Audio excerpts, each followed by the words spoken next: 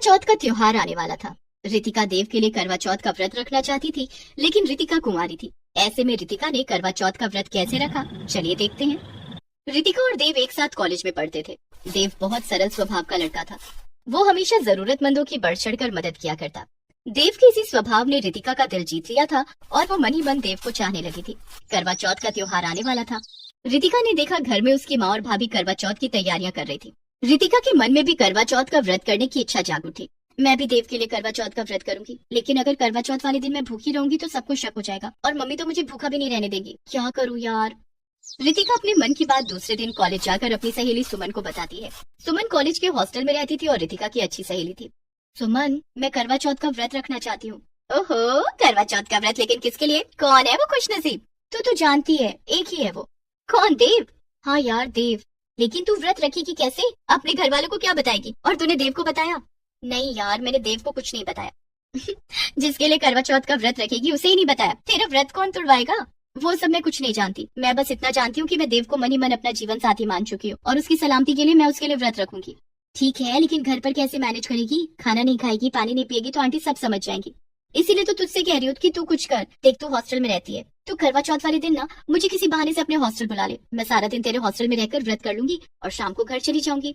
ठीक है। अगले हफ्ते करवा चौथ का त्योहार आने वाला है। चल, तुझे शॉपिंग करवाती हूँ।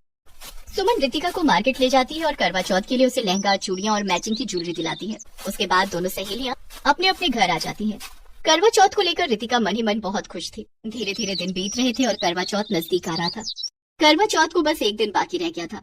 रितिका ने अपने हाथों से अपनी माँ और भाभी के हाथों में मेहंदी लगाई। अरे वाह रितिका, तुमने तो बेहद खूबसूरत मेहंदी लगाई है। हाँ, इस मेहंदी के लिए तो तुझे पूरे 500 रुपए मिलते हैं। अपनी भाभी और माँ के हाथों में मेहंदी देखकर रितिका सोचती है, मेहंदी के बिना करवा चौथ का व्रत अधूरा है। मुझे भी अपने हाथों में मेहंदी लगानी है, लेकिन कैसे लगाऊं? कहीं किसी को शक हो गया तो? क्या सोचने लगी रितिका? भाभी, आप दोनों के हाथों की मेहंदी देखकर ऐसा लग रहा है कि काश मेरे हाथों में भी मेहंदी लग जाए। लगवा देंगे, जल्दी ही तेरे हाथ पीले कर देंगे। अगले साल ही तू करवा चौथ पर मेहंदी लगवा लेना। लेकिन माँ, अगले साल किसने देखा है? मेरा तो अभी बहुत मन हो रहा है। ठीक है, तेरा अभी मन है तो जा बाजार जाके मेहंदी लगवा ले। ये मेरी तरफ से 500 रुपए और जाकर मेहंदी लगवा लो। एक ही तो ननद है मेरी, उसकी हर इच्छा पूरी होनी चाहिए। रितिका पार्लर जाती है और दोनों हाथों में मेहंदी लगवाती है। मेहंदी के बीचों बीच उसने देव के नाम का पहला अक्षर डी भी लिखवा लिया। दूसरे दिन करवा चौथ का त्योहार था। सुबह 4 बजे रितिका की भाभी और माँ सरकी कर रही थी। अब सरकी के लिए क्या बहाना बनाऊं? कोई बात नहीं, देव के लिए तो मैं बिना सरकी के ही व्रत कर सकती हूँ। ऐसा सोचकर रितिका सो जाती है। सुबह जब उसकी नींद खुली तो उसने सुमन को फोन किया। सुमन ने फोन पर उसे कुछ बताया। Okay done. फोन रखकर रितिका रसोई में चली जाती है और अपने पापा विनोद, भाई विजय के लिए चाय नाश्ता बनाने लगती है। थोड़ी देर के बाद वो टेबल पर चाय नाश्ता लगाती है और सबको बुलाती है। अरे रितिका बेटी, तेरा चाय नाश्ता कहाँ है? तू अपना भी चाय नाश्ता ले आ। हाँ हाँ रितिका, आओ, हम सब साथ मिलकर चाय नाश्ता करेंगे। हाँ, अभी लाती हूँ। रितिका रसोई में जाकर सोचने लगती है, अरे ये सुमन की बच्ची को क्या हो गया? अभी तक उसने फोन क्यों नहीं किया? कहीं मुझे सबके साथ चाय नाश्ता न करना पड़ जाए। रितिका एक प्लेट में चाय नाश्ता लेकर बाहर आती है, तभी उसके फोन की घंटी बजती है। रितिका फोन उठाती है। हेलो सुमन, कैसी है तू? मैं बिल्कुल भी ठीक नहीं हूँ। क्यों, क्या हुआ तुझे? मुझे बहुत तेज बुखार है, तू मेरे पास जल्दी आ जा, मुझे डॉक्टर के पास ले चल। ओह, मैं अभी आती हूँ। Okay bye. क्या बात है रितिका? पापा, सुमन का फोन था, उसे बहुत तेज बुखार है, उसने मुझे फौरन बुलाया है। बेचारी अकेले हॉस्टल में रहती है, उसकी देखभाल करने वाला कोई नहीं है। कोई बात नहीं रितिका, तू जल्दी उसके पास चली जा। हाँ, लेकिन पहले नाश्ता तो कर ले। भैया, मैं नाश्ता पैक कर लेती हूँ, सुमन के साथ वहीं कर लूंगी। रितिका अपना चाय और नाश्ता पैक करके सुमन के हॉस्टल पहुंच जाती है। थैंक गॉड, तूने बहुत सही समय पर फोन किया, वरना मुझे आज चाय नाश्ता करना पड़ता और करवा चौथ का व्रत नहीं कर पाती। अब ले, ये गरम नाश्ता तू कर ले। सुमन हंसते हुए कहती है, अरे वाह, आलू के पराठे और गर्मा गर्म चाय, मेरी तो मौज हो गई। सुमन की देखभाल के बहाने रितिका सारा दिन उसके साथ हॉस्टल में रहती है और भूखी रहकर करवा चौथ का व्रत करती है। शाम के समय सुमन रितिका को नया लहंगा पहनाकर खूब अच्छे से तैयार करती है। दोनों सहेलियां मंदिर जाती हैं, जहां रितिका करवा चौथ की पूजा करती है और कथा सुनती है। रितिका और सुमन हॉस्टल लौट रहे थे, तभी रास्ते में उसकी भाभी खुशबू की नजर उस पर पड़ती है। खुशबू और विनीता भी पूजा करके मंदिर से लौट रहे थे।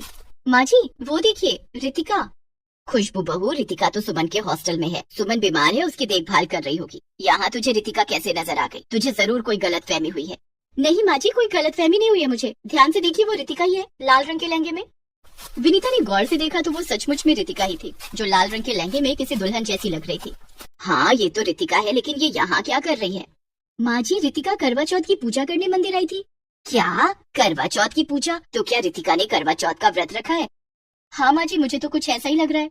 लेकिन आखिर वो है कौन जिसके लिए हमारी बेटी ने करवा चौथ का व्रत रखा है? ये तो हमें पता करना पड़ेगा। ठीक है, चल घर चलते हैं।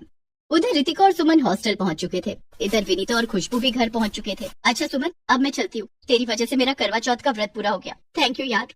अभी कैसे व्रत पूरा हो गया? पति के हाथ से पानी पिए बिना व्रत कैसे तोड़ेगी? लेकिन मैं तो कुमारी हूँ, मुझे कौन पानी पिलाएगा? वही जिसके लिए तूने करवा चौथ का व्रत रखा है। लेकिन देव को तो पता भी नहीं है कि मैंने उसके लिए करवा चौथ का व्रत रखा है।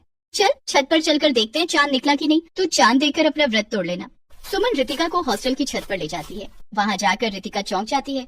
छत पर देव खड़ा था। देव को देखते ही रितिका की आंखों में खुशी के आंसू आ जाते हैं। रितिका ने चांद देखकर देव के हाथों से पानी पिया और अपना व्रत तोड़ा।